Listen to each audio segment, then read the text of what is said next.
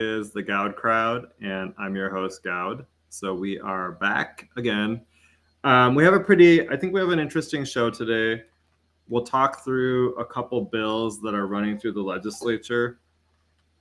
At least one of them, or actually both of them, are on a topic that I care deeply about, and that would be the trans topic. The transgender agenda. And I care about this because as a gay man, a lot of what the trans agenda does is it targets people like me, especially it targets children that don't meet gender stereotypes, which a lot of times those children grow up to be gay. And what trans activists do is they target them when they're children and they tell them things like, oh, you're a boy who likes pink, or you like playing with dolls. That means that you must be a girl.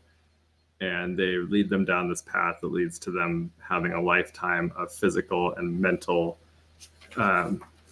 problems, right? Because being trans is a mental illness, and you'll never be happy. You'll never be happy. It's a path to unhappiness with everything about your life. So it's sad. I feel bad for the people that succumb to it because I think they're victims, but I don't like when they then turn around and they promote children being trans. That's like a real problem. Okay, so let me start. First, one thing I wanted to ask people out there is, I will say I do get a lot of different tips and stories, and I am one person here, and I have some people that kind of help me out, but if you are interested in volunteering to help develop stories for the show, or for whatever reason, if you just want to get it on X, reach out. I would love to have some people help out. It would be nice to get a little, just as an example, we're going to talk about a bill going through that deals with doing what types of treatments can prisoners who claim to be transgender get when they're in prison. And I got our Salt Lake County's policies towards transgender prisoners this morning, but I didn't have time to read it before the show. So it would be good if there are people out there who want to volunteer and help out, just reach out, and then, I could use the help. I think we could probably get some pretty cool stories out there. Okay, so if you want to call in, by the way, the number is 385-899-2134. Feel free to call in at any point. I do have things to talk about, but I'm always happy to hear your input. And if there's something that you really want to talk about, I would love to do that. I will say, as you can see, I have more facial hair right now. That's because I am off. I haven't had drill for a few weeks, and I try not to shave in between drill. So this is what you get. The only thing is I'm getting this weird, I don't know if you can see it, but there's like white hair in the middle of my beard now. It's kind of weird. I think it looks strange. Anyway, so before we go on, there is one thing I want to talk about. In terms of national politics, this is a big week for confirmations. So Tulsi Gabbard, Kash Patel. So Tulsi Gabbard as the Director of National Intelligence, Kash Patel as the head of the FBI, and the biggest one of all, I think, is RFK Jr. as the head of HHS. And those are big ones. I assume that Mike Lee will vote for all of them, so we don't really have to worry about that. But the one I do worry about, Curtis, especially on the one for RFK Jr., because I think, Curtis is an active stock trader, and the reality is that RFK Jr. will basically destroy the pharmaceutical industry as we know it, and rightfully so, because they put out all sorts of unhealthy products that I think make people sicker instead of healthier and make them dependent on drugs. So, if you notice, your doctors never tell you, or a lot of doctors, they don't seem to tell you how to be healthy, like eat healthy, exercise. Instead, it's always like, here's a drug, let me fix your problem. So let me just show you. I want to show you this post because I think, so this is a post that Curtis did about Pete Hegseth. And yes, I give him credit. It's good that he voted for Hegseth for Secretary of Defense. Hegseth is, I think he was actually special ops, so an actual operator when he was in the military. What I found kind of disturbing about this, but I think a lot of Utah voters are tend to be very focused on people's personal foibles. And because on the surface, it's on the surface. A lot of people here don't tend to have experience with it, right? Like there doesn't seem to be as much dating that happens since people get married very young, and then they tend to be married their whole lives. And I don't know even if there are problems that they would talk about them in public. So there were some, Hegseth, as someone who was an operator, probably saw a lot of things when he was deployed that most people have never seen and never will see, and probably for the best. I had a friend when I went through JAG school, because I'm like, I think some of you guys know, I'm in the Guard, and he was in the infantry, and he had been, he'd been shot at. He had a Purple Heart. He had friends that had been killed. Some of his buddies had been killed in Iraq, and so he had PTSD. He had a lot of issues from it, naturally, by the way, and some of it was expressed through, he was a ladies' man. He just he would sleep with a different woman every chance he got, and never settle down. And I think sometimes that's how people react when they see traumatizing things. And so you have Hegseth. He was deployed. I don't know exactly what he saw, but it's likely he saw bad things. And so I think some of that was probably acted out when he came back. He had affairs, and I don't think when we're looking for the Secretary of Defense, we need to be worrying about if he had affairs in his past. I mean, the question is, will you be a good leader at the Defense Department? I think the answer is yes. But here, the reason I brought this up is John Curtis wrote this very long message, right? And part of what he highlights are these foibles, right? So, some of the actions from his past give me pause. One of them, by the way, is this fake sex assault allegation, where all you have to do is go and read about it, and you very quickly realize that it's a complete and utter fraud. The woman who claimed that he raped her, she snuck out of a hotel room that she was sharing with her husband and her kids. She went and slept with Pete Hegseth, and then she went back to her husband. I think the next morning, he didn't know where she was. She lied about where she had been. She said she was in a friend's room. And then a couple of weeks later, when she tested positive for an STD, she claimed it was rape. So that, just on its surface, if you have common sense, that was just a completely made up story. And honestly, she should have been prosecuted for the false report. I think sometimes when women make allegations like this against men, it can destroy their lives, even if they're found innocent. And I think here, he's innocent. And when they do that, they should be prosecuted, because it's not funny, and it's not okay. And and I think even with that type of a story, one of my kind of issues in Utah is we overbelieve women that make these claims. And so I wish more people here would ask questions when you hear, oh, this guy was accused of sexual assault. He was accused of something. You should dig into the story to see what the details are. Because like in that example, I think it's very clear that it's fake. That's not a real story.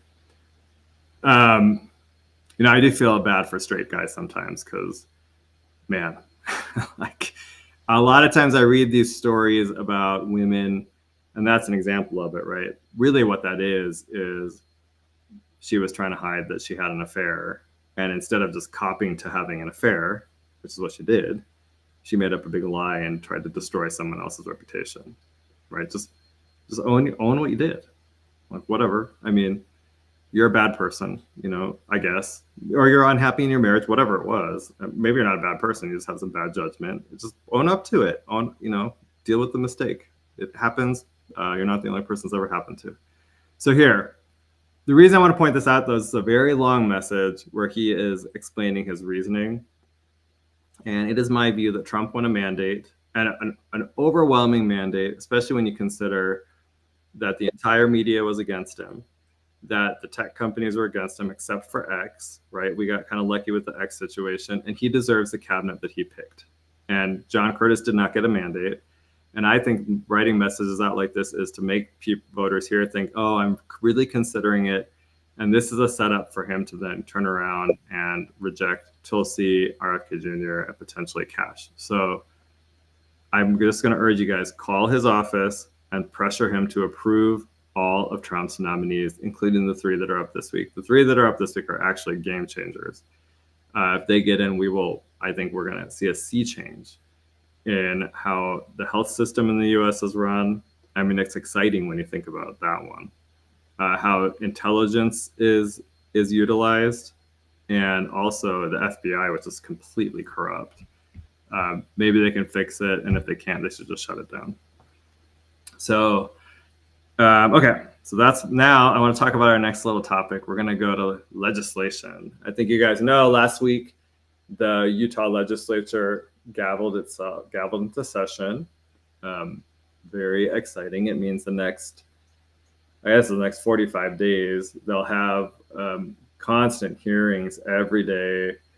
They usually start out with the controversial bills, right? The most controversial bills. They'll start out at the beginning, and they will just stack them up.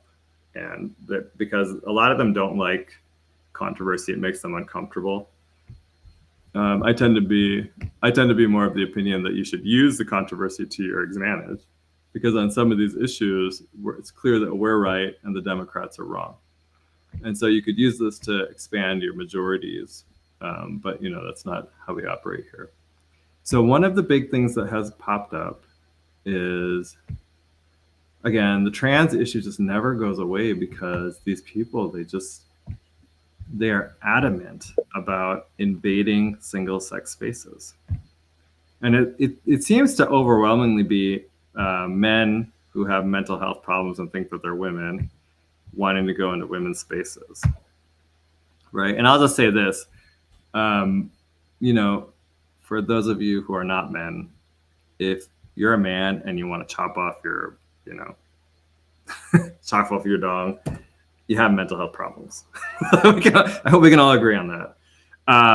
Okay, so in the USU dorms, there is a man living in a female dorm room, okay?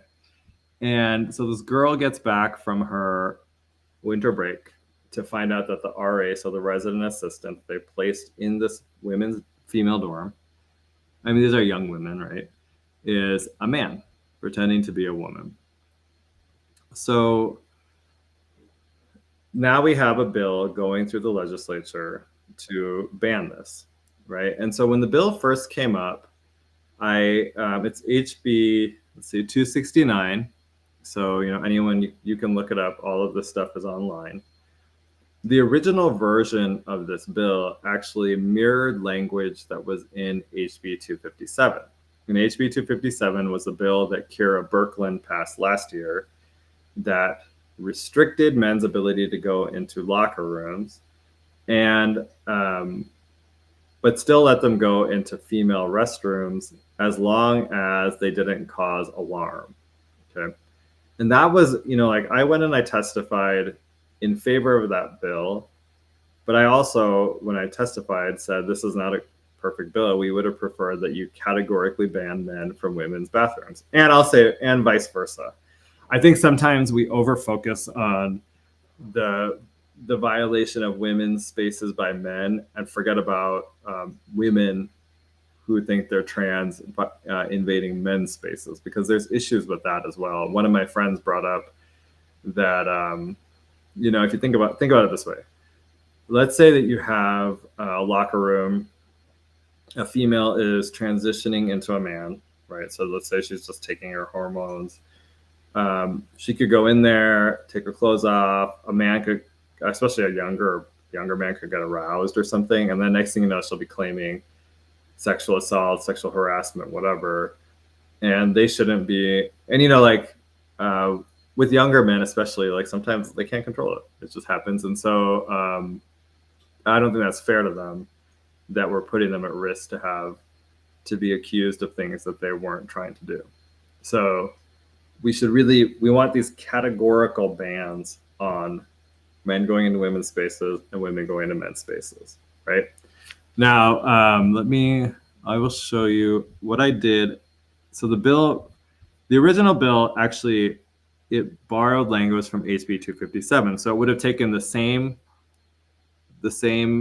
tactic that HB 257 did. And so with locker rooms. And so what that meant is that a man could go into the women's locker room. This is the current law for HB 257. A man can go into the women's locker room once he has had gender confirmation surgery and gotten an amended birth certificate, right? And okay, let's see, is my camera not working right now? This is so annoying. You know, I have the worst computer. I'll just tell you guys that right now. Here, hold on. I think now my other camera's on or something. Let's see if that works. Yeah, okay. So anyway, okay, so this bill, HB 269, borrowed that same language, saying that if a young man with mental health problems gets gender confirmation surgery and an amended birth certificate, he could go and use and live in a women's dorm room, right? I don't think most people actually want that. And when they say gender confirmation surgery, if you actually go and look at the bill, the statutory language, a man could get what's called an orchiotomy, and that means that his testicles will be removed, but he would still have a penis. And then he could go and he could get an amended birth certificate and then go and stay in the women's dorm room. Currently, he can still use the women's locker room because the separate issues, we need to go fix HB 257.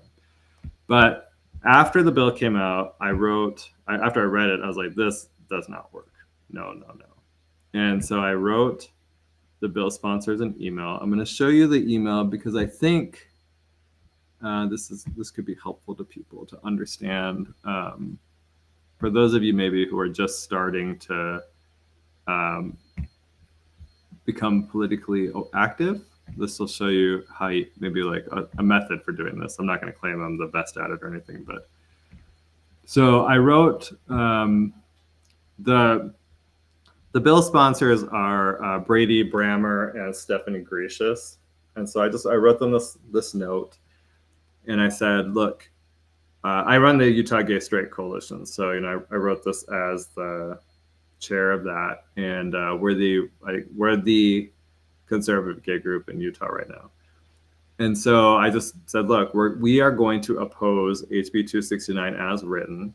And then I said, in this KUTV article, Speaker Schultz said, he said this in response to the allegations that a trans woman, so boy, is living in the women's dorm room.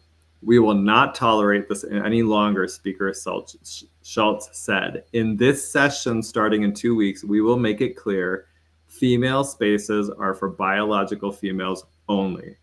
No woman should ever feel compelled to relocate to feel safe and comfortable on our college campuses. So that is very clear language that he is not going to allow men to go into women's spaces without any exceptions, right? No exceptions. So I said, your bill violates his promise to voters because it allows men to live in women's dorm rooms if they get an amended birth certificate. And a parenthetical, I said, easy to do in Utah, which it is, and a primary sex characteristic surgery. Notably, a man could still have a penis and live in the women's dorm. It's not even clear that your bill will require the man who is living in the women's dorms at USU to move. You may have missed this, but President Trump won the popular vote and a national mandate to get men out of women's spaces with no exceptions. I don't understand why Utah's Republican elected officials are compromising on an issue where the people have made clear they want men out of women's spaces. You are making a simple issue unnecessarily complicated and compromising women's safety to appease men with mental health problems. We are asking you to amend the bill to categorically ban men from women's dorms, no exceptions, and vice versa. Thank you. Okay. So that's kind of, I think, that's how you advocate, right? And like I know both Brady, and Stephanie. So, like they called me to talk about this. But the most important piece of this is because I don't care about this from my own, obviously, like I don't live in a dorm room, thank God, and I don't, and like I'm not really in a position where I have to share a space with a woman if I don't want to. Also for the best, since I'm gay. But anyway, so they ended up, they amended the bill, and they put out a whole new version of it. It's kind of interesting because I was over at I have this here somewhere. Give me a second. I actually went because I was going to testify in favor of the bill. So basically, I got a call from one of them, and the one that called me said, "We're going to amend the bill." Like, no issue. There wasn't even an argument. They're like, "Well, yeah, fine, we'll amend it," which I think is great. And so they amended it. I went to testify, and I was standing outside to get into the main hearing room, because when I got there, what they did, remember I was saying earlier, they like to stack up all their controversial bills at once. Well, they had 2 bills for hearing, and I want to say this was like Wednesday of last week. The first bill was that bill about public sector unions, and the second bill was the bill now HB 269, now banning men from women's dorm rooms. So I get there probably close. It was starting at like 1. I get there, or 1 or 2, maybe it was 2 o'clock. I get there closer to when it starts, and they have 4 rooms. So the main room got full, and I think they have 3 or maybe 4 overflow rooms, all of them full of people. And I was in one of the overflow rooms, and I will say most of the people in there were clearly there for the union bill and not for the second bill. So kind of in the middle of that, I was like, okay, I'm going to try to go and stand in front of the main hearing room bill. And then, because I think when they finish the hearing for this union bill, that room should empty out, and then I can go sit inside and testify, right? So, but it turned out I run my own law practice, and so I had to do a call at 4 o'clock. Again, because they stack these things up, the hearing on the first bill ran past that, so I had to go do my call, and I missed the whole hearing, which is fine. It happens. I had already said my piece in the email. But when I was standing outside, what was funny is that Equality Utah was there. So it was Troy Williams. He's their executive director. Marina Lowe is like their counsel or something like that.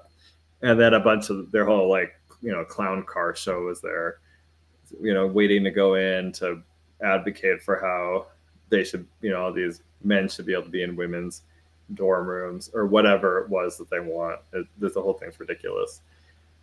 But I got the definite sense that when I was out there, they did not realize that the bill had been amended. They still thought it was the old version of the bill, which would have allowed men to use women's dorm rooms after they had had some form of quote unquote gender confirmation surgery and gotten an amended birth certificate. I should have said something like, "Oh, hey, Marina, did you see the latest version of the bill? I'm just wondering what you think," to see all their heads explode as we stood in the hallway. It might have been entertaining, but I prefer not to talk to them because, Troy Williams actually contacted my former employer and got me fired from my job. So I will not be, I do not talk to him. I just think that's so nasty. Anyway, enough about me. So, but anyway, it was kind of entertaining. And then I had to go do my call or whatever. I came back. It turns out that I guess there was, it sounds like it was a very raucous and entertaining hearing, which is another reason why I wanted to be there. Because anytime there's a trans issue, 50% you want to be there to be able to contribute and to get the policy to where we need it to be. 50% is you just want to go for the entertainment value of the whole thing. People with purple hair. I mean, generally they dress horribly. I don't know why. It's just really entertaining to watch. It's a clown show. And this is one thing I do want to say is that I think I'm wondering if we are now going to see a shift in how this bill actually gives me hope that we're going to see a shift in how Utah deals with the trans issue in general, because for years now we've been fighting this issue, and I feel like we're not making the headway and getting the clarity we need to get, because so many of our legislators are scared to just handle it with clarity. Here, I'm going to put up the language of the bill for you guys, for people that are watching anyway. And you can see what I mean. I mean, this is so much more clear. And I will say, some people they still think it's not, it's not just men can't go. I mean, this is a really easy issue. Let me just say that. When I went to a couple Trump rallies, and, he was clear about the clarity of the issue was amazing, because it was just men can't go into women's bathrooms and locker rooms. That's it. It's that simple. Men cannot go and play girl sports. And in Utah, we seem to have trouble just keeping it simple. It's really an easy issue. I would say it probably has 70-80% support on our view of it. That other view where men get to run around in women's bathrooms and they get to pretend that they're women. Most of those men who do that, by the way, are autogynephiles, which means that they get turned on when you treat them like a woman. It's a sexual fetish. And so when you go up to them and you treat them like a woman, you're actually contributing to a sexual fetish and turning them on. It's just, the whole thing is gross. It is bizarre. And I feel bad, again, it's unfortunate. And I think in Utah, we actually have a very high incidence of transgenderism, because I think we're overly accepting of something that can be overcome. So let me just read to you what this says, because it's so much better than what we got in the past. So, to preserve the individual privacy of males and females, a degree-granting institution that provides student housing may only rent to, assign, or otherwise place an individual in a dwelling unit that is sex-designated within the institution's student housing, if the individual's sex corresponds with the sex designation of the dwelling unit within the institution's student housing. Again, lots of words, but basically, if you want to be in the girls' dorm, you got to be a girl. If you want to be in the boys' dorm, you have to be a boy. Now, importantly, they also limited defenses. So like in this example, if the girl goes into her dorm and sees this boy, she can go and complain and say, hey, there's a boy in my dorm room, right? Like, why is there a boy here? And then what'll happen is that boy can present a defense, right? And say, well, actually, I'm a girl or something. And so let me see here. It says we're renting. So I guess I'm delayed. Am I very delayed, Dwayne? Or Mr. Producer? Okay, so here. We'll wait and see what he says. It'll say here that so if the boy is accused of, well, if the girl comes in and she says, hey, you're obviously not a girl, because typically it's pretty obvious. Everyone likes to pretend that every single trans person is totally passable and you can't tell. I'm going to tell you right now, I've met enough trans people. I have not met one yet that I have not been able to tell is trans. It's typically pretty obvious. If there are girls who transition to boys, first of all, it'll be the voice will be weird, meaning it's not like a boy's voice. It's clearly like drug induced, gone lower, and then also they tend to be shorter than men, so there's that. And then if they're on the women's side, a lot of times they're a lot taller than most women are, and then you can just tell they have manly features, like square jaws, these types of things that are tells, obvious tells. But so in order to defend themselves when they get accused of being in the wrong dorm room, this is important. They can present an unamended birth certificate that corresponds with the sex designation of the dwelling unit. which may be supported with a review of any amendment history that you would obtain. So in Utah, it's very easy to go and amend your birth certificate if you want to change your gender. It's way too easy. And so what this says is that, maybe if I unplug. Okay, what this says is that you can only present the unamended birth certificate. So let's say you're a trans woman, girl, whatever. So that means you're a boy who transitioned to a girl. You would have to show your unamended birth certificate, which means that it would show you're a boy and you wouldn't be able to stay in the girls' dorm. So this is actually well written. Now, the amended birth certificate will only work as a defense if you were trying to correct, it was amended because you're trying to correct a scrivener's error, right? So it could be they misspelled your name, maybe they got the date of your birth wrong or the time or something like that, like something that is just a kind of like a typo. Or you were correcting a misidentification of birth sex for an intersex individual. So one of the things that have been pointed out to me is that, and actually this is true. It's not just pointed out to me. I have heard a lot of trans people talk about this. Trans individuals, in order to justify their transness. Yes, Mr. Producer. Do we have a call?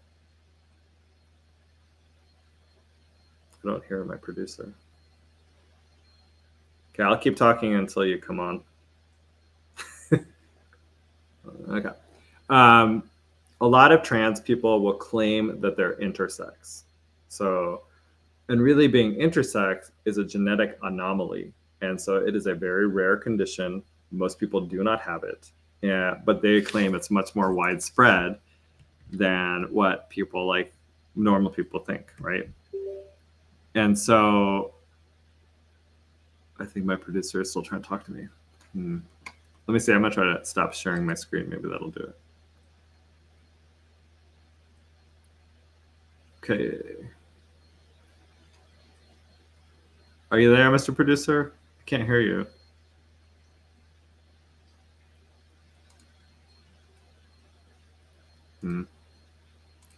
It's unfortunate, sometimes we're live here, right? Sometimes we'll have some technical difficulties. Also, I have a really crappy computer, so I don't know if that. But I think the program we use is like in the cloud somewhere, so I don't think it's dependent on my computer. But my computer is just, I think I told you guys about this before. But when I got fired from my job, they offered to let me buy my computer, and it was only like $180. Okay, like super cheap, and it was a really nice computer. It was a corporate computer, so like good quality. And I totally, I knew at the time when I did it, I was like, I know I'm going to regret this, but you know what? You can take your computer and shove it. I don't want it. F you. And then I went and bought a cheap computer at Costco, and so I learned, basically I cut off my nose to spite my face. But anyway, I wish I hadn't have done that, but what are you gonna do?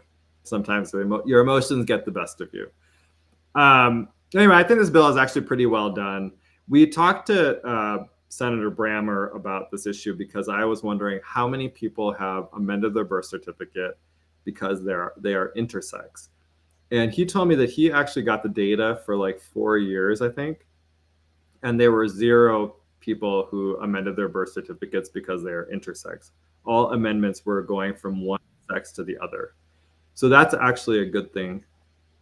That means that it's a rarity and it's not being used. And so I don't think the trans community, they'll claim they're intersex because they're trying to make their mental health problem seem like it's biological when it's not. It's just a mental health. Hey, Goud, can you hear me now? Oh, there you are. I can hear you. Yay! Yes, I can. Oh, technology. I have Monica Wilbur on. She wanted to talk to you, and she and I have been talking, but she wants to talk about HB 265. You got a minute? Yeah, perfect. Yep, perfect timing. Monica, can you hear us? Yeah, I can hear you. Can you guys hear me? Oh, I can. How about you, Goud? Yeah, I can hear you. Okay. Okay. Yeah, do you want to talk about it, Monica? I was just talking about HB 269, and I told people that I was not able to make it to the hearing. So I thought maybe you could tell us what happened. Yeah, I would love to tell you what happened there. So, you had a very large group of, I would say, LGBTQ activists in that room, and you had a few who were not, but it seemed like the overwhelming majority of the people in that room were against the idea of this bill, at least. The bill sponsor, Representative Stephanie Grecius, she introduced a substitute right at the beginning. The original version of the bill was not good.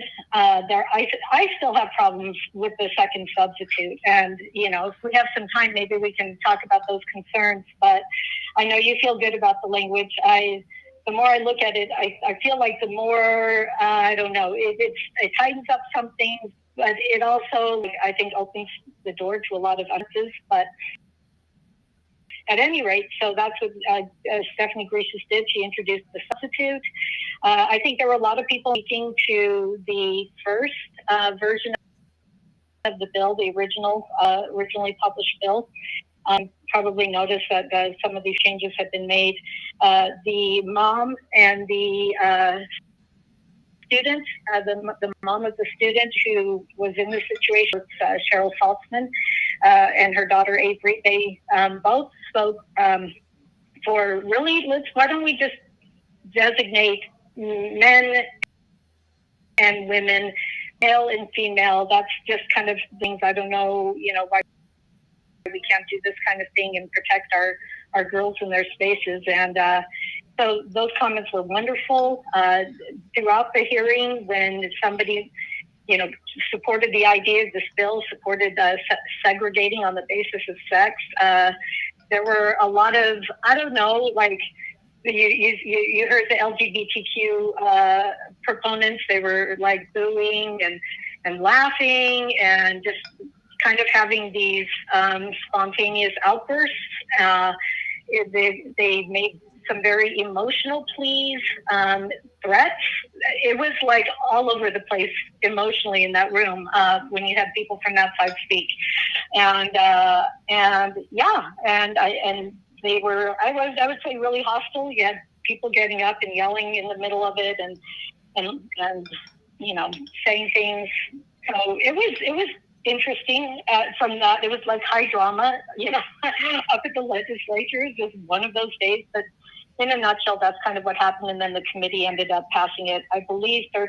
It was the 2 Democrats who voted against it, with the 13 Republicans voting for it. Yeah. Isn't that crazy that, see, Democrats are always on this issue, they're just flat out wrong and crazy. One of them was that new Representative Nguyen. I was surprised she voted against it. Yeah. But they just can't help themselves. I can see that too. No, they can't help themselves. And to be honest, I don't think the bill goes far enough. And I said this, I made comments at the hearing to this extent, and I really do believe the bill needs to go farther. The momentum is on our side on this issue. You got Trump with, coming out and saying, look, there's male and there's female. And when we talk, about the intersex issue right there, and I know, I think this is something that people need to consider, because the bill does make an exception for intersex. The definition of intersex, as it ends up in the bill, is a much broader definition than the definition that can be used in defense of a person when they're accused of not being in the right dorm. And so it's kind of weird. Like, the bill says, hey, this bill doesn't apply to you if you are an intersex individual. And really, I mean, intersex is just a sexual characteristic development disorder. And that can range from anywhere with having like kind of ambiguous genitalia to going all the way to just having, like, you could be a woman, you have XX chromosomes, and you have you have over virilization. That means produce excess hair where you shouldn't, that kind of thing. Yeah, but and for I was talking about this earlier. It's a very rare condition, though, right? I mean, this is not, and I think your concern, and I think it's a valid one, is that trans people claim to be intersex. That's part of the game to try to make it biological and not a mental health issue, which is what it is. And so, and I think is that what you're getting at? Yeah. Is you think that they'll use this to get into the women's dorm room still? Well, when you consider who runs the universities, like you and me, like we'll see on these bills, and we say a normal person would not look at these trans people or trans identifying people who say they have an intersex condition, and a normal person would say, yeah, that's not going to pass. But somebody who is about advancing the agenda, and what do you have up at the universities? Like, you have nothing but activists in these positions of power. Like, trust me, they are all over the place. This is why the universities are so woke. It's because the woke people are running them. So, let's run this through the scenario generator really quick.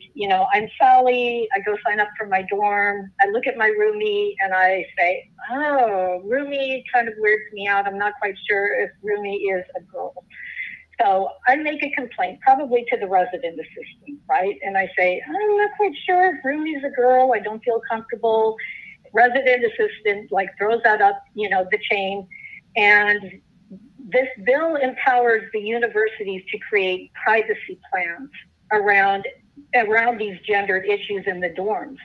So essentially, they can create a policy where if I have a complaint, I give it to them and they say, okay, thank you for your complaint. But they can also deny me any information regarding this individual based on HIPAA considerations. If they have a medical condition, they don't have to let me know. And so I'm Sally and I'm sitting there saying, okay, so what's going on? What information can you give me? And that's all up to the discretion of the university. So, if you have somebody, and they could come back to you and say, well, we've enacted a privacy policy. And so that means we have to keep the privacy of all individuals here, in consideration. And so we can't really give you information, which could happen underneath this bill. I'm not saying that, the bill sponsors intended to be that way, but that's what could happen very easily because the bill it gives all the power of enforcement and application basically to the universities. And if the universities had no problem in this first place, it was Avery who had to move out of the dorm. It wasn't the RA who had to move out of the dorm. It was Avery who had to move out. So you can kind of see where the bias is there already. And yeah, I mean, I think the RA is still living in the women's dorm room. And this bill actually, to your point, wouldn't even fix that because it doesn't go into effect until June 1st. So, and I've been saying if the way to solve this problem is for Governor Cox to call the leadership of the university and say, either get the boy out of the girls' dorm or I'm going to remove you and replace you. And he's not doing that, which I think goes back to the whole, he's not actually, I still think that he supports the trans agenda and nothing has changed. Oh yeah, absolutely. You're totally right there. I mean, and there's something else to consider too, is the part of the bill that defines what the student can use as defense against an allegation that they dorm, it says, well, if your birth certificate has been amended to these criteria in Utah law, well, 30% of Utah State student population is from out of the state. So let's assume you've got let's say there are 10 trans activists, and maybe that's a low bar, but let's say they're 30%, and they have around, what is it? I can't remember exactly, or exactly like how many students they have up there, but 30% is kind of like 1/3 of your student population. They So they 28,000 students. So 28,000 students. Okay, so a third of that is what, like a third? So that's 10,000 students. 1,000 students. Yeah. So that's, you know, that's a good chunk. And then I think you have 20, you have, and then you have, of course, your, you know, out of the country population as well. And so, you know, and that's just Utah State. We haven't even talked about U of U, we haven't talked about Weber, we haven't talked about SUU. And so none of those students here, we think, oh, that's a great tight definition of intersex that you can use as, you know, that will disqualify a lot of people from claiming intersex if they're accused of, you know, being in the wrong dorm. But most of them won't be able to use that. And so the university has the discretion with this bill to simply say, okay, well, the students could produce this as a piece of evidence in their defense, but they don't have it because they're out of state. You know, it's just, this is in our law, and they have, every state has different laws concerning what you put on your birth certificate. And so there's a huge chunk of the student population that simply, the universities can't apply this portion of the law to. So that's awkward. And what are they going to do? They're probably just going to take the student's word for it. Or they'll say, yeah, show us your birth certificate. Oh, it says you've got intersex characteristics or whatever. It says you're a female. And they don't necessarily, you know, it's just hard to apply Utah law to people who are coming from out of the state when different laws apply to kids. So, you know what I'm saying? It's just kind of like, now we get into like more squish room. Wouldn't it be easier if we just took that intersex bit out? Yeah, I see what you're saying. I mean, we're basically depending on another state's interpretation then of what it means to be intersex, and they could be much more permissive, or they could actually be at the stage where trans people are being granted birth certificate changes because they are considered intersex. Like I could see that, and I don't know if this is true, but I could see it happening in like California or New York or Colorado before it happens here. And so they may be just ahead of us, and then those students could use that loophole to come in and do it in Utah. I do feel like, though, and I don't know if you felt differently about this, but that the legislators who proposed this seem like they're open to changes. Like I think the first version of the bill that we had was not good. It was the HB 257, model, and the second version, this is a huge improvement. I mean, and it honestly, it didn't really take a real argument. They just did it, which, by the way, just as an aside, it makes me wonder if Kira Birkeland was like the worst legislator ever. But, but this was very easy, which makes me think that if there's a problem, we can go back and say, hey, here's the problem. Can we fix it? Yeah, well, you'd like to hope. And I think this was the perfect time. Like, if we really wanted to put privacy protections in sex-designated areas, like she's going in, Gracious is going in and she's amending HB 257 as is. Why don't we take out, if it was like, for instance, HB 257, you know this, right? It allows, first of all the men can go into the bathrooms, any government facility bathroom, all the men can go into the women's bathrooms. Why don't they fix that? Like, that needs to be fixed. I saw all those activists up there. Do not tell me, like, for a second that any of those activists weren't just fine walking into the women's restrooms up there. They can. It's like, that's what the law lets them. And they were, more than a few of them were super hostile, like just angry, again, making threats. Like, that would make me super nervous. It made me super nervous already as a woman. I'm like, I'm not using the bathroom up on this floor. I will not use the bathroom up on this floor. Like, I'll go like far away if I have to. And yet I have every right to be in that bathroom. So, why are we not going in and fixing the holes? The original HB 269, like, the part they took out was, this part of, you have to have bottom surgery and, and the birth certificate change, and then you could be in the girls' dorms.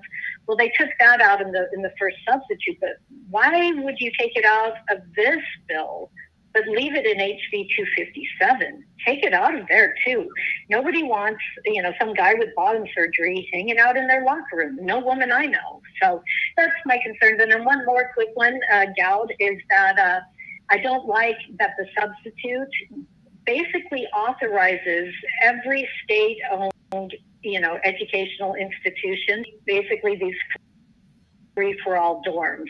And right now, like up at Utah, you have men and women who can use the same dorm buildings, but they supposedly have separate dorm apartments, right? It's just, my son was up there and he was in the dorm with a bunch of men, and across the hall were women. It's not a big, it's like for the kids, they're like, yeah, it's okay, we just share the common areas. But this allows the universities to create essentially these mixed sex dorm apartments, and it authorizes them to do that in the name of being non-discriminatory. Well, can I tell them what it look like? I feel like with a guy and you're a girl or vice versa, then, go find some off-campus housing or do whatever. But I don't like the idea of my tax type of arrangement thing.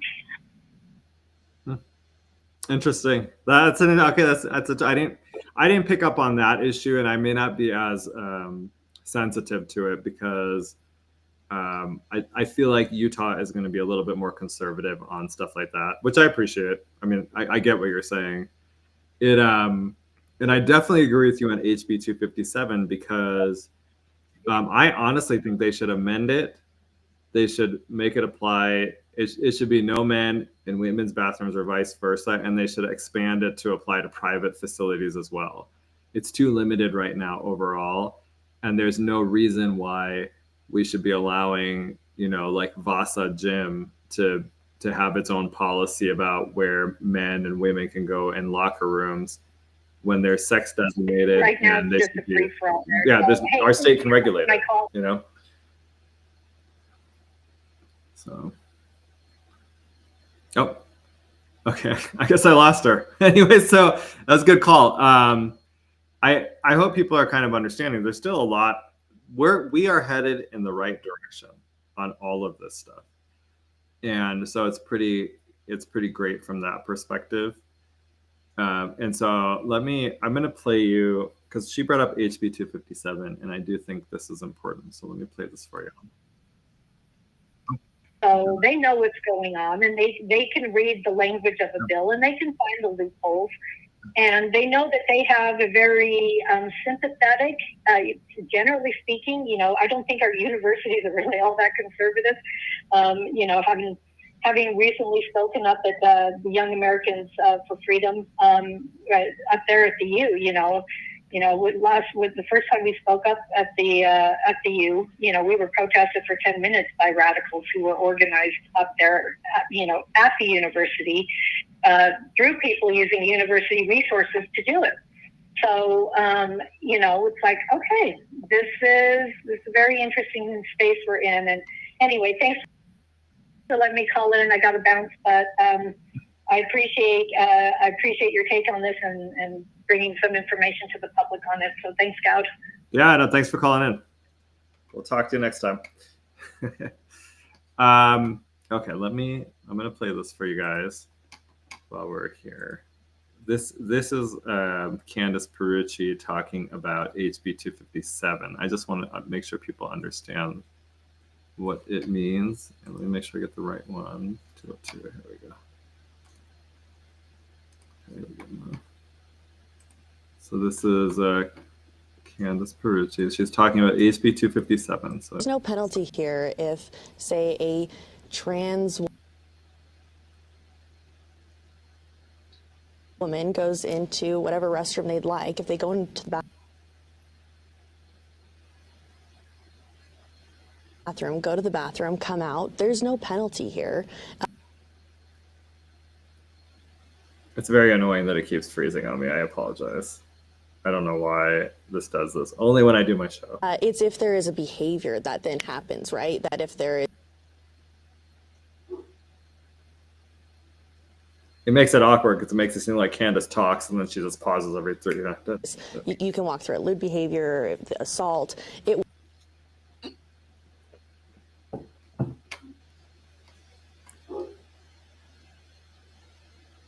Okay, well, you get the point. So basically, okay, so basically, the point is that under HB 257, which is the bill that restricts men from women's locker rooms in government facilities until they have gotten, again, some form of gender confirmation surgery that I talked about earlier. So for a man, you could get an orchiotomy, which would mean that your testicles would be removed, you still have a penis, and then you get an amended birth certificate. You can go and use the women's locker room legally. And for bathrooms, it actually says you can go and use them as long as you don't cause alarm. So that's something that Kira Birkeland pushed because she went and she met with Equality Utah and she came up with a compromise bill. And then when conservatives like me went to her and asked her to strengthen it, she brushed us off.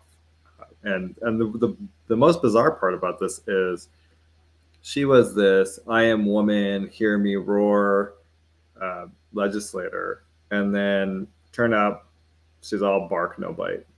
And because she could have gotten this done last session and actually banned, I mean, just a bill like what Representative Grishas put forward would have actually been a great bill, as long as applying it to both bathrooms and locker rooms. And like I said, I think it should apply across the board to private facilities as well.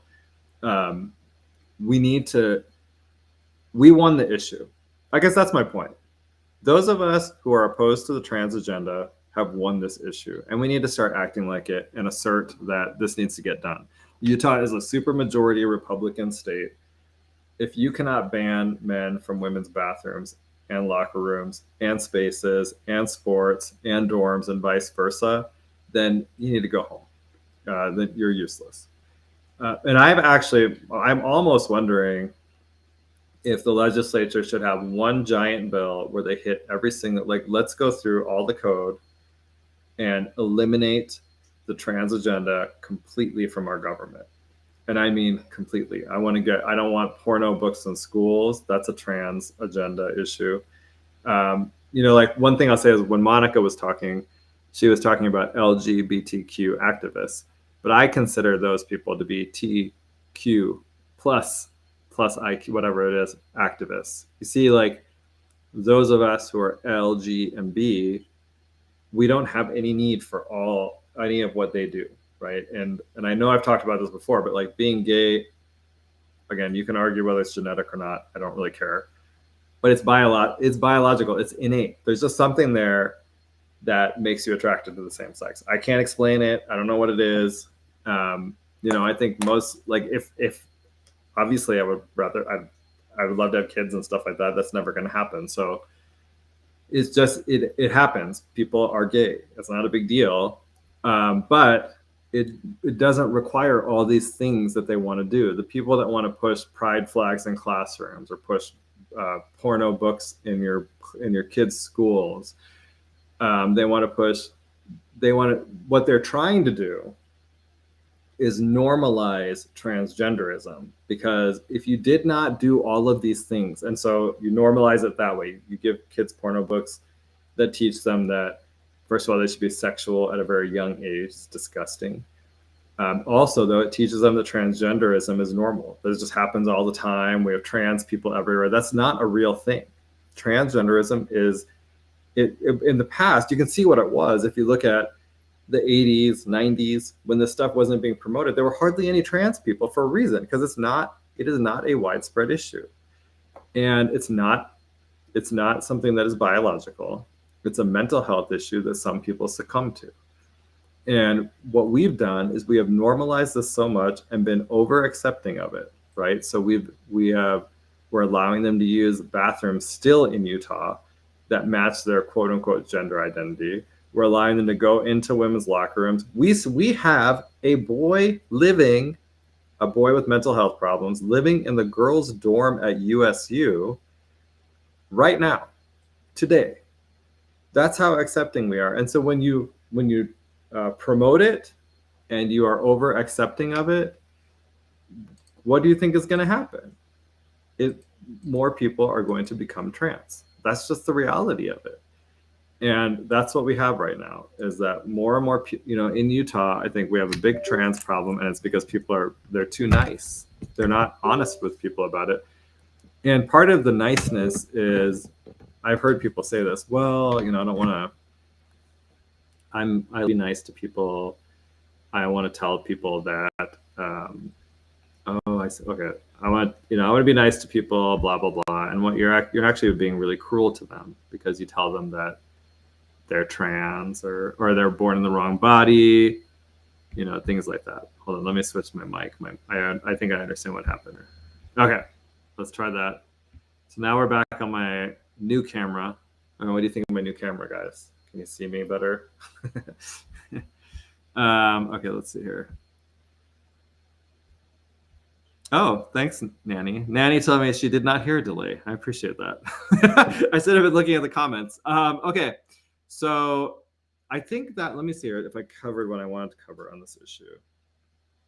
But like I said, I think let me wrap this up. What I think we really need to do now is our next step is to go back and amend HB 257. And again, we wanted to do two things. One is ban men from women's bathrooms and locker rooms with no exceptions. And then number two is we want to have it apply to all facilities in the state, including private facilities. And they can do it. They, again, what you'll hear people say is, oh, we can't regulate private businesses. If they say that, that just means they don't want to do it, because they regulate private businesses in all sorts of ways, right? Like, well, first they tax you to death. Anyone that has a small business knows there's way too many taxes in this state. But also they regulate everything. Businesses can't discriminate on people based on race, right? And I would just say that if they're letting men into women's bathrooms and vice versa, they're discriminating based on sex, because they're forcing you to go into a bathroom with someone that is not the same sex as you. So, obviously if it's a single sex bathroom. So anyway, that's kind of where we need to go with this. And I would also tell people, if you support HB 269, shoot an email to Senator Brammer and to Representative Grecius and let them know. I think, they're actually doing a good job, and, we should, when our legislators do a good job, I think people should reach out and let them know it, to encourage them to keep going down that path. Monica has some issues with it, and I appreciate that. Obviously I don't think we should all be sycophants and just agree on everything. That's not interesting. Oh, I see my producer's here. Hello, Mr. Producer. You have another caller. Can you hear me? Okay. I can hear you. Can you hear me? I can hear you. We have Tracy. Tracy, can you hear Goud? Goud, can you hear Tracy? I can. Yep. Okay. Hey, Tracy, how are you? There? Yeah. Good. I'm here. How are you? I'm good. What do you want to talk about today?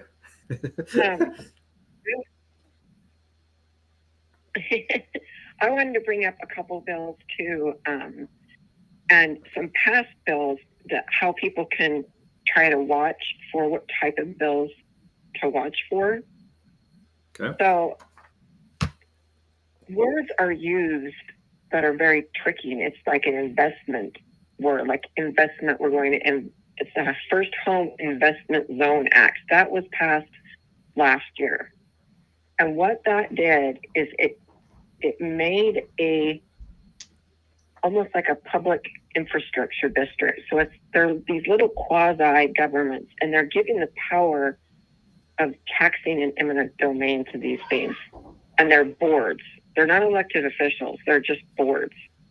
So a lot of things you got to watch for when you're looking at these bills, anything that you can find about taxes. Because what they're doing is they've created these special districts, created their own banks. I mean, take it's a public, the Utah, It's the inland port, Utah Inland Port. What they've done is they have created their own authority bank that sits with like quasi department of government, and they get to choose freely of what businesses to invest in. And how they're doing it is they're borrowing against the taxpayer's dollar in order to incentivize businesses or do startups or like entice them, and then they give them these huge tax breaks. Like I just looked at Northrop, and it's a missile building company, international, and they were enticed to come here a few years ago. Missiles, they build long-range missiles. And so what we have done, Governor, so-called illegitimate Cox, he signs an agreement with the Ukraine government that's a memorandum of understanding with trade, and agrees to all these trade bills, and he's open to it. And so Northrop goes and does and now they're shipping and making long-range missiles for the Ukraine. And the way they're paid for it is through tax dollars. Because then Governor so-called turns around and gives that company a $59 million tax break. Oh, interesting. And they've created this bank, authority bank. And so now they're doing the same thing with these other like investment structures is what they'll call it. And they'll issue they'll get a bond. It's called a general obligation bond. So say somebody like wants to invest, they gather all these investors like BlackRock or whoever, even the Gal Millers, and when they say, we're going to invest in this, no, they're selling you a bond with interest, and then the taxpayer has to turn around, pay the entire thing back, plus interest. So that is my, if anything, I can people is to look, yeah, it is terrible what is happening. It is a racketeering. That's what it is. It is the thing that total racketeering. That the Ukraine stuff always bothered me because it was all these Utah beta males running over to Ukraine for like war tourism, and which I just found to be just really bizarre. I've never seen anything like it in my life. Like, as someone who's actually in the military, it's just strange to me.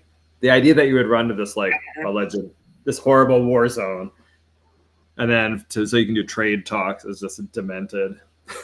It's so weird. Hey, I wanted to ask you about this. There's a bill. Oh, go ahead.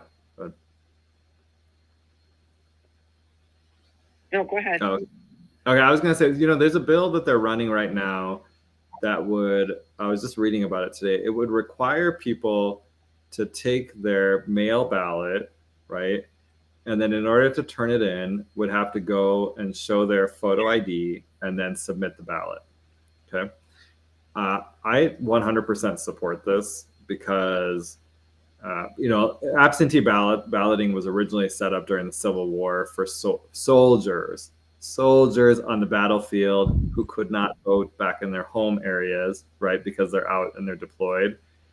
And we've somehow turned this on its head so that everybody in Utah now is essentially akin to a soldier when they're sitting in their homes, and they could take their ballot and submit it like a normal person, and then set ourselves up where we're not making people show photo ID, and I think we're opening ourselves up to all sorts of problems with the system. Do you have any thoughts on that, Bill? What? I haven't done a deep dive. What number was it? I'll tell you my official gut instinct. Let me look. Hold on. Lindsay Eretz reported on. Is it a House bill? Let me look. Hold on. I think it might be Burton. I should have checked before I said this. I saw this thing by Lindsay Eretz. See, she's got the full. It's HB 300. Okay. So HB 300 talks about returning a ballot to your.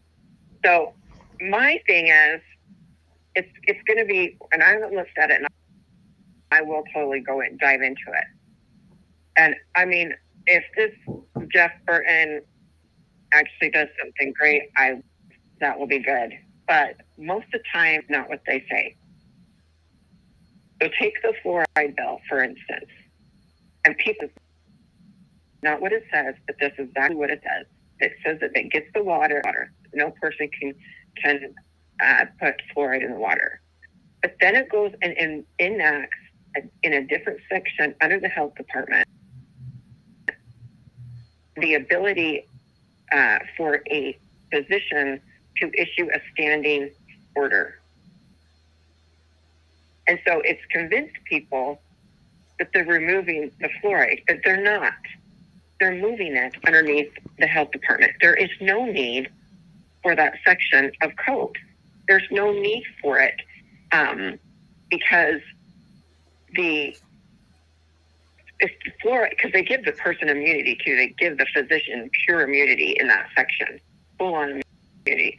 Why would the government ever want to issue anything that is so poisonous that you have to give the person issuing it immunity? And then, well, it's the poor kids. The poor kids need fluoride. Are you kidding me? No, it's the poor kids. Yeah, it's so racist. So when they tell me, so much what's the point of even sending bonds out? Like, why are they sending these ballots out anyways? Why can't we just go back to, no, if you're an absentee ballot, you have to request it. The rest of you have to go and look.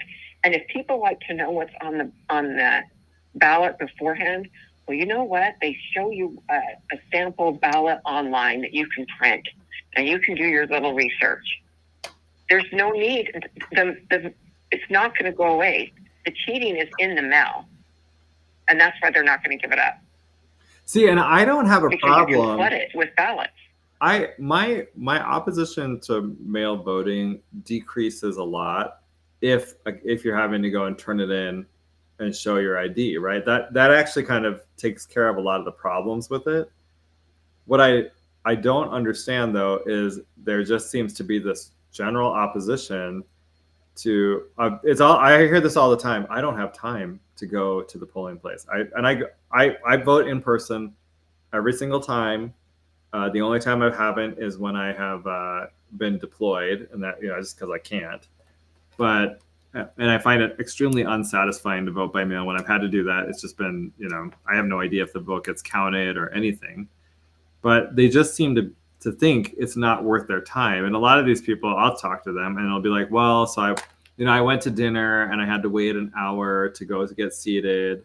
I had 3 hours to go have dinner with my friends at this place. We watched this TV show. We've watched this TV show. You have time for everything that you can think of, except your civic duty to vote. That's the only thing you can't find the time for. And then I just find the excuse to be lame. And I feel like if you want to vote, fill out your ballot. I'm fine with and take it and show your ID and submit it. It just seems really easy to me.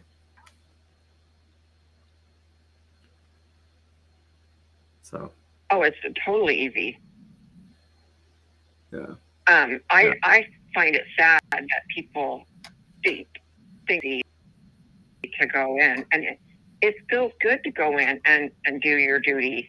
And I also think sometimes that is just a few people that feel that way, because there was a lot of people this year, I think, that showed up that were passionate about it. Yes, I did. I went over. I voted at the Daybreak Library, and Well, the first time I went there, the lines were insane, but I think it's because they had some issues with setting up the equipment. So like, but and so I had to go back. But I mean, but there are. I think the turnout for in person was better than it has been in the past, so that's good. Hey, so I wanted to mention one. I think even more education on it. Oh yeah, I do think I think that would be helpful. Yeah, it's just I think that we're fighting a big uphill battle though, because people have been told that mail voting, that we have no security problems and we have a perfect mail system, et cetera, et cetera. You know. Yeah. So I wanted to mention one thing to you, since you live down in Riverton. According to Robert Gerke, if we notice that there's a lot of illegal aliens in our area, we're racist. That's what he told me on X this weekend. Oh, really? I was like, yeah, they always go to race, right? I was like, were you not here for the last election? Yeah. You know, and I bet you he lives up in the avenue, all wealthy white people who the illegals go and they mow their lawn, they clean their homes, and they watch their kids if they have any. And then they come and they live down here. And then this is where we get the crime and we get, like the gang violence and all the other, and the schools are overcrowded with, non-English speakers. We have to bear the burden so they can get their cheap labor up there. But yeah. You see it down here, right? Like, I'm not the only one. No, it is flooded here, and I'm telling you, I've learned a lot that the illegal immigrants, they're actually making, like, signing contracts. It's almost like you know how we talk about foreign trade and when usually it's products? Well, I think the Utah government is in bed with foreign trade with the illegal immigrants. And it's sad because I think they're promising them stuff that's not really happening. And they're paying them crappy wages. And it was just it's racist. It's slavery. Yep. It's wrong what the government's doing. So if anything is racist, it's the government. There was one more bill I wanted to say something to you about, though. It's HB 88. And it is a Dan McKay bill, even though his name's not on it. And remember when I told you that he was trying to rezone his lot into, like, multi-dense housing, and it's only like a third lot, and it's on a corner, and it was dangerous, and it's in a well-established neighborhood. Well, he pitched a fit all the way up to like one of the judges came in and listened to try to see if he could appeal to them, and he got denied. But this bill, specifically from 317, is written specifically for mad that the neighbors said, no, we do not want this density in our home, in our neighborhood, and we shouldn't have to have it because they're well established. And that's what it was done for. That's what it was planned for. They have every right to say that. But he is now trying to just say, well, watch me. I'm going to run a bill then. But he's not running it personally. He's having somebody else run it. This is exactly what this is doing. Would allow him to just ignore about the municipality. He's just going to force it. Oh, interesting. I covered his efforts in the weekly rundown. Do you know? Kept pushing it, and can you describe what the bill does? That lot, he's tracking it. Oh, really? How would the bill help him though? Would it override?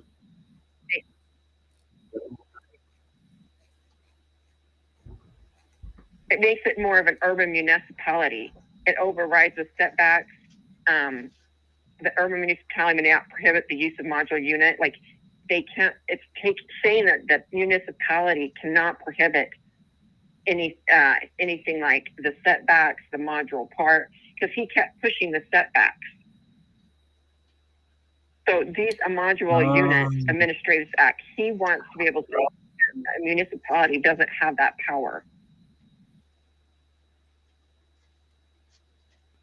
Oh, I think this is the bill that, okay, on my first read. So if you're listening, just forgive me if I'm a little off. This sounds like it's like the California law that allows them to have ADUs in single family residential zones. Just it overrides local zoning and they can have them anywhere now.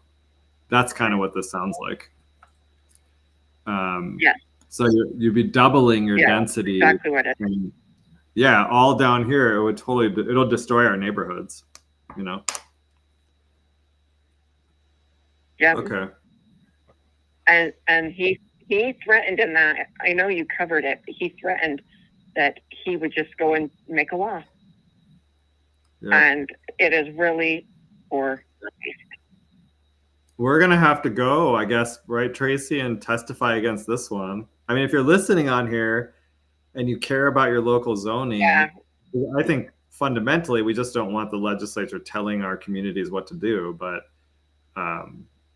that's what this is. You know, right. If I live in Riverton, and you live in Riverton, I want to decide. I want to have my voice heard in terms of what happens in my community. So. Right, and it's the way that it gets settled, and the way everybody agrees to make the planning, and now the state's just going to override it. Like, okay. What's the point of the state then, or the cities? Right. Well, this one has not been. This hasn't been set. Yeah. Are you going to keep an eye on it? Will you let me know when it gets set?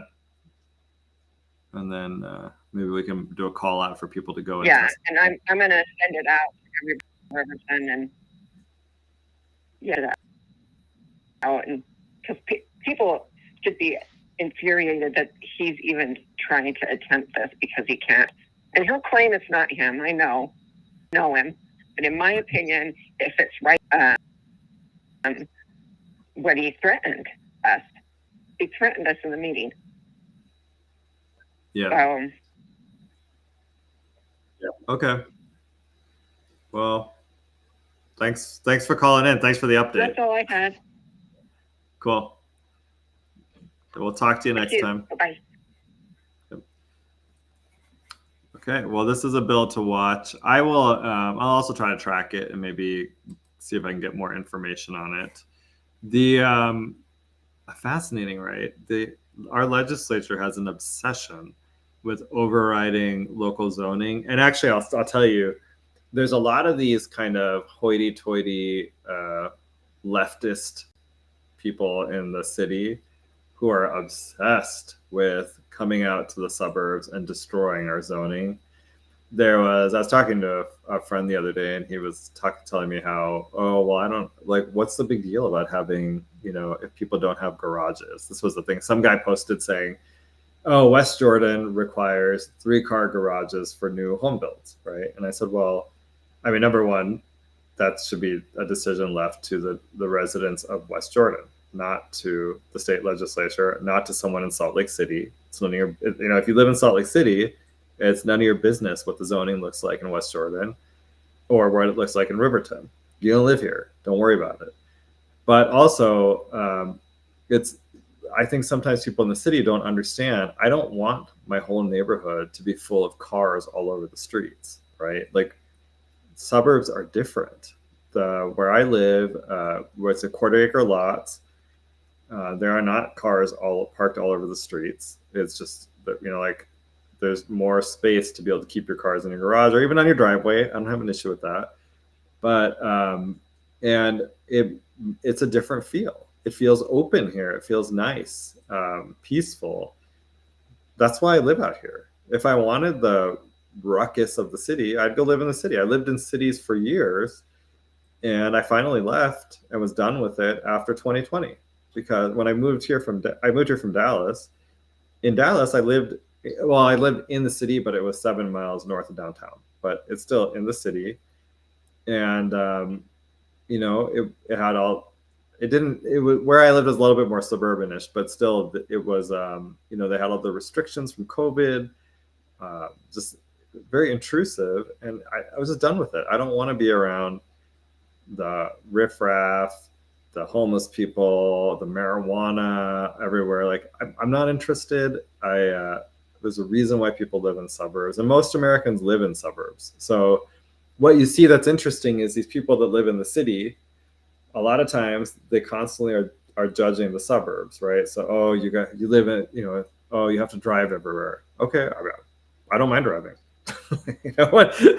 Doesn't bother me. Now, I will say, I don't know who in Riverton approved all the construction that's going on here, but they have made it miserable for me to drive around my house. I live off 118th. It is, there's construction everywhere.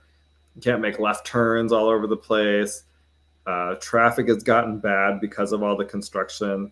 The other day I was trying to go down to Home Depot, and I think I was at 134th on the west side of Bangalore. And you used to just be able to, go across Bangalore to the other side, which is where Home Depot is, so heading east. And they blocked it, and they had a detour, but the detour takes you way south on Bangalore. I couldn't even figure out where to turn around. I ended up, there was no actual detour to bring you back. Finally, I just had to get off and turn back around because I was like, oh my God, I don't even know where I'm going. This is ridiculous. It's taking me to 15. This is outrageous. But again, someone in Riverton thought it was a good idea to have construction all over the place, all at once. And it's making it very unpleasant to live here. And mainly because I don't like traffic.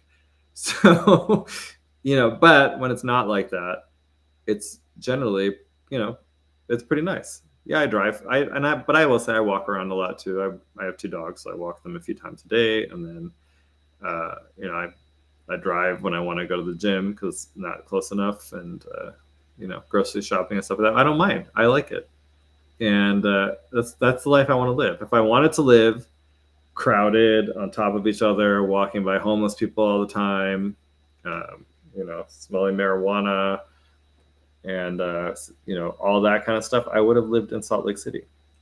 I didn't, and I don't want Riverton to turn into that. In California, they've done this, what it looks like HB 88 is proposing, which is they override single family zoning and add all these ADU units, right? But what that does is it'll turn your suburb into a very crowded place, right? It'll just, because now you're doubling your density. And maybe people want that. Some people might. And if you're a homeowner, the plus side is, I guess you could put in an ADU unit and then you can get extra income. So, I get that, but it'll have way more cars, way more people, way more traffic, because all it does is it adds people to the current infrastructure without adding any amenities. So your schools get more crowded, traffic goes up, everything gets crowded. You got to think about these kind of things and how that ends up working, and whether it actually ends up decreasing your quality of life. I will say, I kind of wonder if the timing is off in this. President Trump has kept his promises so far in terms of starting these mass deportations of illegal aliens. And I am beginning to wonder if people are going to finally realize that they were lying to you about the number of illegal aliens in the US, and they've been lying for years and years and years. I can tell you from the first time I remember them ever saying this, so this would probably be in the 90s when I was in high school. They used to say there's 11 million illegals in the US, right? I've even heard it recently where some people in the media say there's 11 million illegals, but it's become, now at this point, everybody knows it's a complete and utter lie. The point, though, is that I think the number of illegals is really between 40 and 50 million, because I think Biden brought in 20 million. And I think in that interim period when there were 11 million, and then they just kept on adding to them every single year, that we've got a lot more illegals in this country than what people realize. And so maybe before we do these types of zoning changes under the guise of we need to build more and more and more and more and more housing everywhere, you know, like because we have so many people, maybe we should do more to get the illegals out and then see what that looks like. Because I suspect they're actually taking up a lot of the housing units that we have. And I'd rather figure that piece out first before you come in and destroy my neighborhood and turn it into Salt Lake City, which like I said, I'm not interested in. So I'm going to tell you about this other bill I thought was kind of, I want to go back to my trans issue. As many of you know, I am very passionate about this.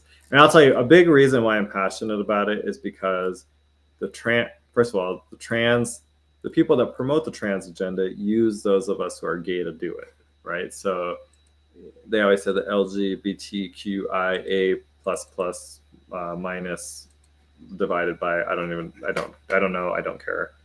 And then and that's like your activists.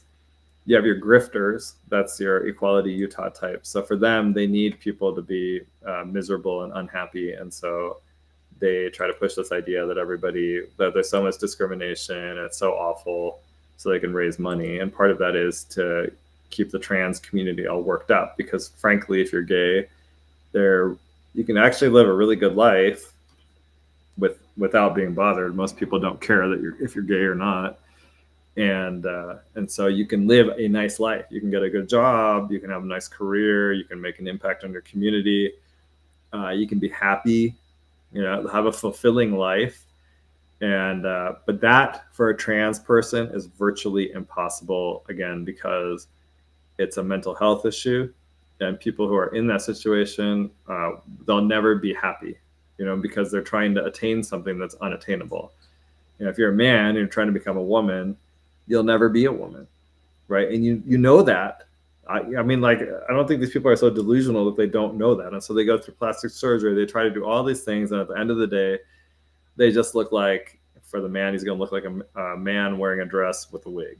And I think that's devastating. Plus, you'll have all sorts of body issues because you're taking hormones that are not supposed to go in your body. You're getting surgeries that your body is actually not supposed to get. So I'll just give you an example. Men get bottom surgery. When they do that, they take their penis, they remove it, and then they use the skin to turn it into like a vagina. I don't know if I can say that on the radio, but when they do that, the body actually interprets that as a wound and then tries to close it up. So they have to constantly use a device to keep it open, because it's a wound. The body's not supposed to do that. And so you just have to understand that they're causing themselves physical ailments.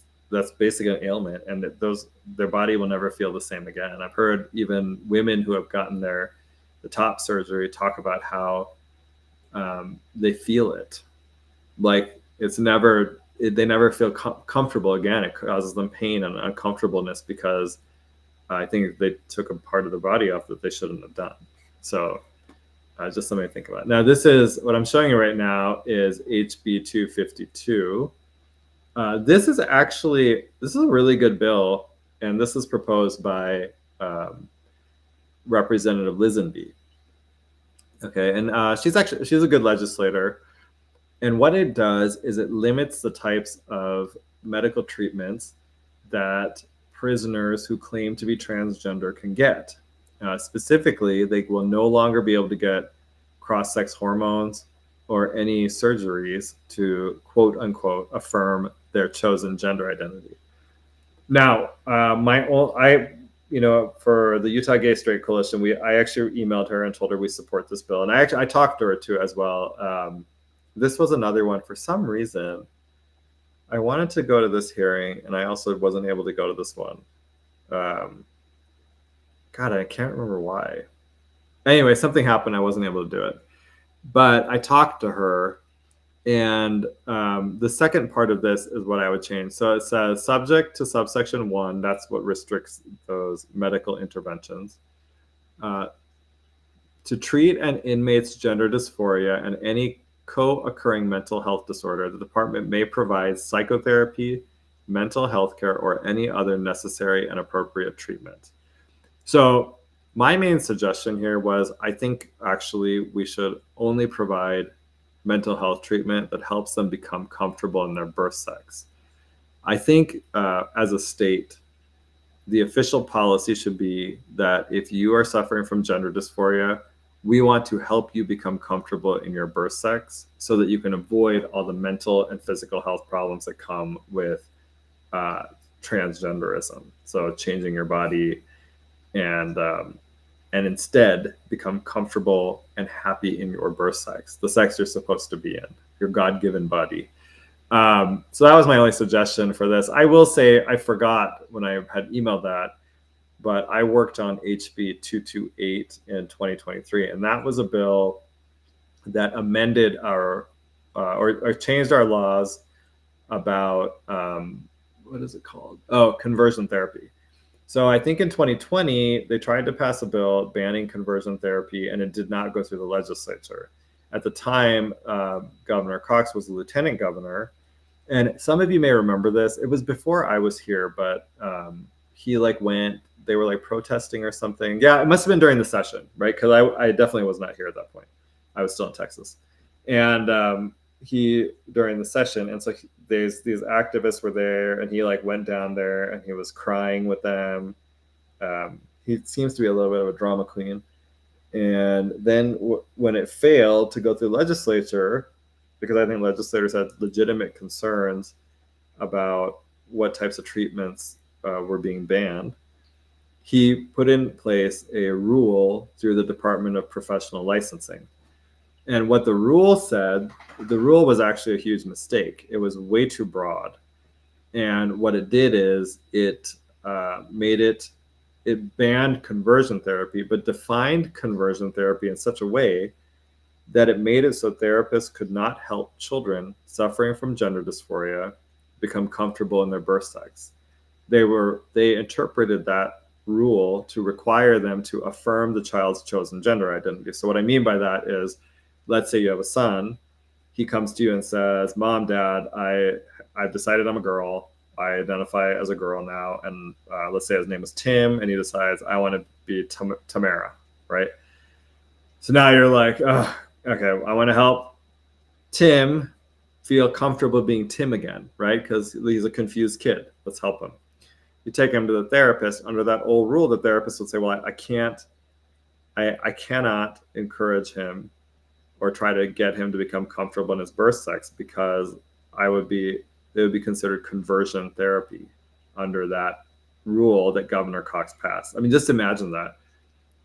Your child comes to you and says, and probably because of external influences, right? They're reading, porno books in schools, normalizing transgenderism. He feels uncomfortable. There's people, activists, who then take advantage of that. Let's say he likes pink. "Oh, you like pink? Maybe you're supposed to be a girl." They go down that path. You're now trying to fix the problem, and the therapist is like, "Well, because of this professional rule, if I do this and do this, try to get him to be comfortable, and explicitly try to get him to be comfortable in his birth sex, then I will be violating my rules of professional conduct and I could lose my license." Well, so we changed the rule, and now therapists, and someone pointed this out on X, and they're right. The rule is now neutral, meaning that and originally, okay, I'm gonna step back 1 second. So the original version of HB 228 allowed all forms of talk therapy, because our view was talking isn't like you're not converting someone into anything by talking to them. Conversion therapy traditionally meant things like where they would electrocute somebody. So if you're gay, they would make you look at let's say gay porn or something, and then they would electrocute you so that you wouldn't be, so it trains your body to not be turned on. Like things like that are physical, kind of like torture. But what the bill originally allowed was talk therapy. Well, then Equality Utah came in, and the previous Speaker of the House, this is Brad Wilson, and Governor Cox were forcing legislators to go and consult with Equality Utah and work with them.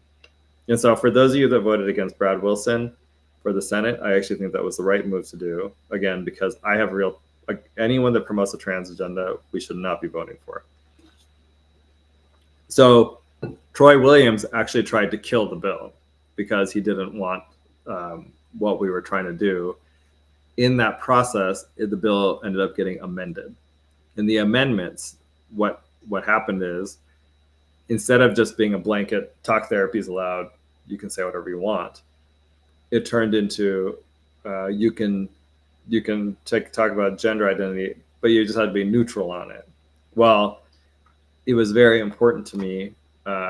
We talked to therapists, and they said that's all they needed was it, as long as they could be neutral and do not have to affirm the gender identity, they were good with that, because therapists were saying, we don't actually try to make someone go in a particular direction. That's not our job. We try to get them to think about things and then lead to where, you know, they're comfortable and they think they should go. So hopefully that generally leads to people ending up back comfortable in their birth sex, right? Anyway, that's kind of like why that ended up where it was, and how it's important. But you know, this was like this is another good bill that's coming out, because I think what's happened is, because of the Trump win and how clear it is that voters have rejected the trans agenda. I would say it's a 70 or 80% rejection of the trans agenda. The people that are still pushing it are a minority. They have loud voices, right, that are, you know, in the newspapers and in media and stuff, and on social media as well. But they are a tiny minority of the people. Most people think it's a bunch of BS. And so we're getting better bills out of the Utah legislature, because I think legislators understand that we're done with it. We won, they lost, and so we want to, our goal is to completely eradicate this agenda from our government. Now, one problem I will say is we have Governor Cox, so I don't know if it'll actually happen, and that's been kind of a disappointment, because I think he supports the trans agenda. It's been very clear, and for those of you who think that he's changed, I'll just leave you with this. The situation with the trans, with the boy living in the girl's dorm because he's claiming he's a trans girl or woman, Governor Cox could solve that problem today. All he has to do is call up the leadership at USU and tell them, either you fix this tonight or you are out. I will fire you. He still hasn't done it. The bill that's currently before the legislature won't fix it, because, like I said, it doesn't go into effect until June 1st. And so the fact that he's not willing to fix it means that he supports it. That's how you should interpret it. And his son was actually, just a few months ago, was down at SUU, I think, protesting, saying that SUU forfeiting one of those volleyball games, because was it San Jose State that had the boy on the girls' team? He was opposed to that. So, as they say, the fruit does not fall far from the tree. And I would say that his son probably is a better representation of where he stands on issues, and you should take the message from that. Now, I'm going to change topics here a little bit, because I am hoping that next week I can get someone to come and talk about this. But this week in Deseret News, which I think I've told you all this before. Yeah, this stuff is generally like propaganda news, but you know, I do think that there's actually some good news in all newspapers. You just have to be a discerning customer. But this is actually not news, it's an op-ed. The mayor of Alta and who's the other? There's another person.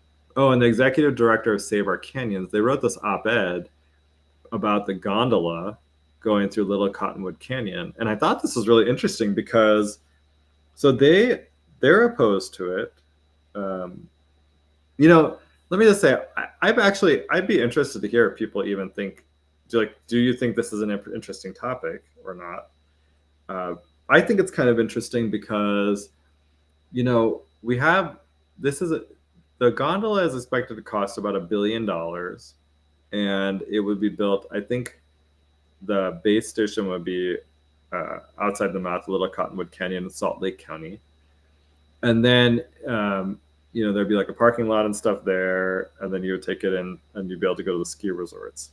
So But I just wonder, is this a very fringe issue that only some people are interested in, or should we all be interested in it because they're going to use taxpayer money from the whole state for it? So I don't know if people have thoughts on that. But what they say in here is that it's going to cost about $1 billion. I think that's the midpoint of the estimate, which translates to $1,000 for each Utah household. I mean, that's a lot of money, right? I mean, my taxes are way too high to begin with, so I feel this. The other part that I thought was kind of interesting is it only one here. This is where it was. So they say Utahns are being forced to bankroll infrastructure that serves private interests, used mostly by out-of-state skiers, which make up 56% of skier visits to resorts in Utah. So this I thought was interesting because the ski resorts I think all the ski resorts in Utah are owned by private companies. And so the gondola's main purpose is to shuttle people, down to these privately owned ski resorts. And so it does raise a question of, why are taxpayers paying for it? Why don't the ski resorts pay for it? And I think one of the big justifications for this is that, like there's avalanches and these types of issues that happen. So I think there's maybe people expect that this thing would run when there's an avalanche or avalanche threat. And I saw a presentation by Save Our Canyons, and they said actually that the gondola was shut down during when there's an avalanche threat. It would not stay open, or when the road closes even, is what it sounded like. I'm hoping I can get one or both of these guys to come on to talk about this, because I think this is an interesting issue. And specifically, like, what purpose does the gondola serve?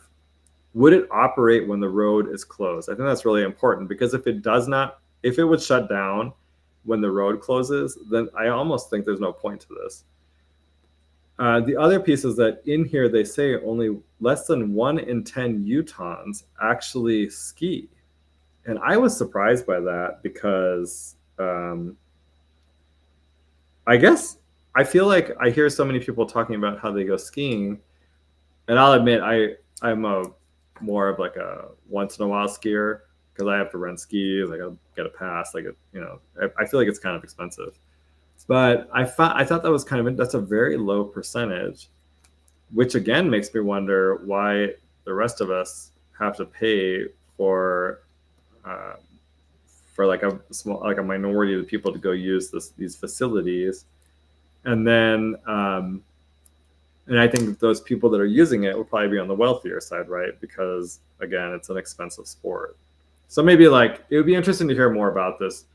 And I'd like to hear from both perspectives as well. So if there's people that are pro the gondola, I'd be interested to hear that too, because I think there's arguments on both sides. I don't think I'm wedded to one side or the other. I tend to not really like spending taxpayer money on stuff if we don't need to, and if there's other solutions. And here they suggest you could take a ski bus, and that the ski bus service is actually not frequent enough. And, which makes me wonder, if you understand government, sometimes they do things on purpose to justify a specific outcome that they want. So here it suggests that they've reduced the bus service.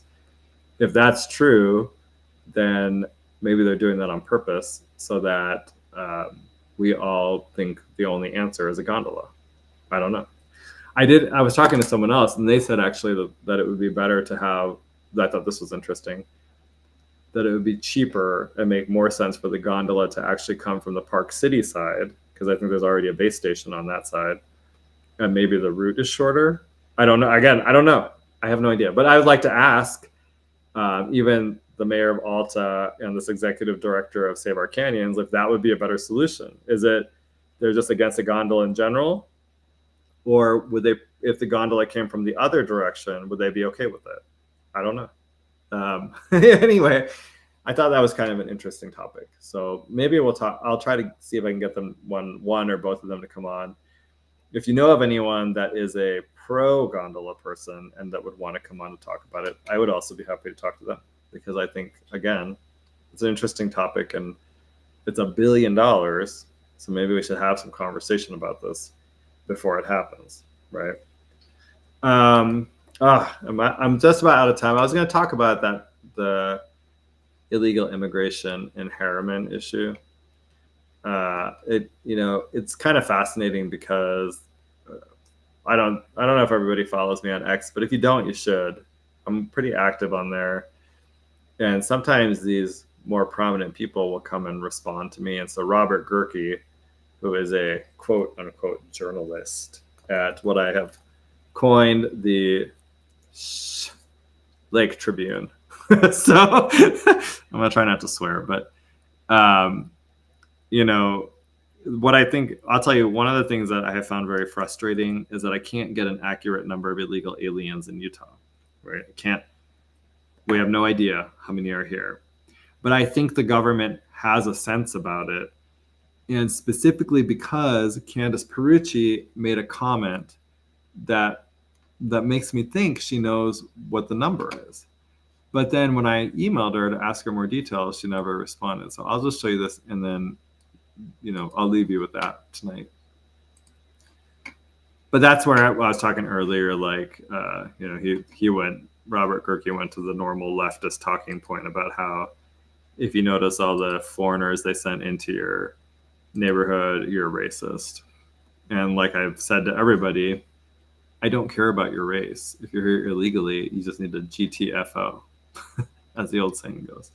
Okay, let's see here. So let me show you. This is what Candace said to the newspaper. She said, now, for one thing, this asylum, under Biden, they were totally abusing asylum and asylum claims. So it's mostly fraud is what it is. And you should assume it's fraud, because I think it's like 99% of them are fraud.